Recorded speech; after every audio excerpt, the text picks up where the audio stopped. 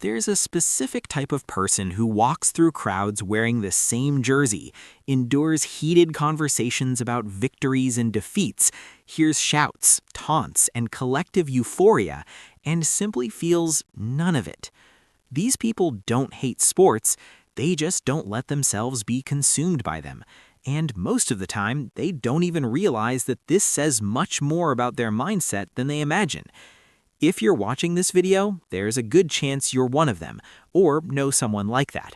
The curious thing is that for decades, psychology has focused on understanding why human beings cling so strongly to groups, symbols, and rivalries. We've studied social identity, belonging, tribalism, emotional catharsis. But only recently has a different question begun to emerge. What happens to people who don't enter this collective emotional cycle? Those who don't feel the need to root for, defend, argue with, or suffer over something they don't control. To understand this, we need to start with the basics. Sports, especially at a cultural level, are not just entertainment.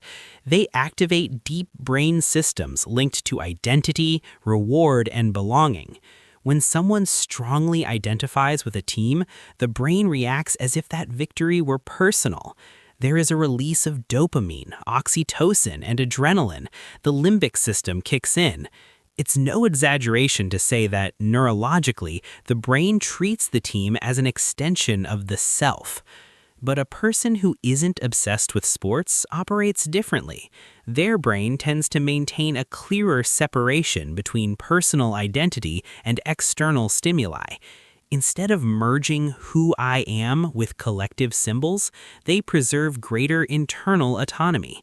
This doesn't mean emotional coldness, it means emotional selectivity. These people are often highly aware, sometimes unknowingly, of something fundamental. Emotional energy is a limited resource. Where it is invested matters. Instead of directing intense emotions toward unpredictable and uncontrollable events, they tend to invest in areas where they feel real agency. Personal projects, close relationships, intellectual curiosity, routine, peace of mind. There is also an important factor related to control. Studies in cognitive psychology show that people less prone to collective obsessions tend to have a more internal locus of control. In simple terms, they feel that their lives are shaped primarily by their own choices, not by external events.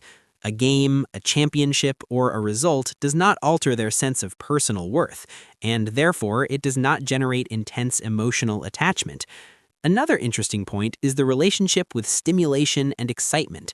Sporting environments are full of sensory stimuli: noise, crowds, tension, expectation, symbolic confrontation.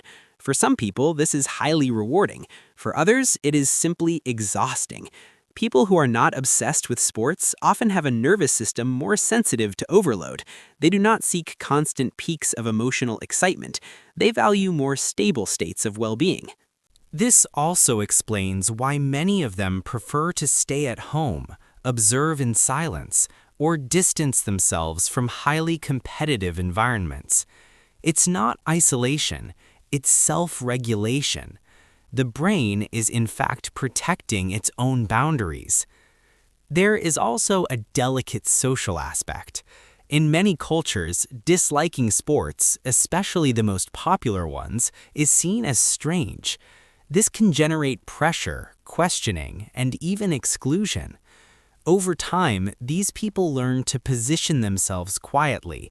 They don't argue, they don't provoke, they don't try to convince anyone. They simply don't participate. This reinforces a rare psychological skill, the ability not to react to irrelevant social expectations. Here, an interesting paradox arises. Many people believe that not caring about sports means not caring about anything collective, but the opposite is often true. These people usually care deeply, just about other things: ideas, values, causes, real relationships. They trade emotional intensity for emotional depth. It's also important to say that this doesn't make anyone better or worse. There's no psychological hierarchy here. For some people, sports are a legitimate source of joy, connection, and identity. For others, they are not. The human mind wasn't made to function in only one way. If you're someone who has never understood why people suffer for a team, fight for results, or build their emotional week around games, it doesn't mean there's something wrong with you. It just means your brain has chosen a different way to deal with belonging, excitement, and meaning. And perhaps you've already noticed some signs of this in yourself. You feel more at peace when you're not immersed in emotional crowds. You value silence, predictability, and autonomy. You observe more than you react. And when something is not under your control, you simply don't give your energy to it. The psychology of people who aren't obsessed with sports isn't about disinterest. It's about emotional discernment, about knowing, intuitively, where it's worthwhile to invest attention, time, and feeling. In a world that constantly tries to capture your emotion for everything, these people do something silently powerful. They choose not to give in. This is not apathy. This is clarity. If this content resonated with you, it might not be a coincidence. Perhaps your mind works exactly like this. Less noise, less drama, more inner space. If you want to continue exploring these invisible patterns of human behavior, consider subscribing to the channel. Here, we talk about what many people feel but rarely put into words.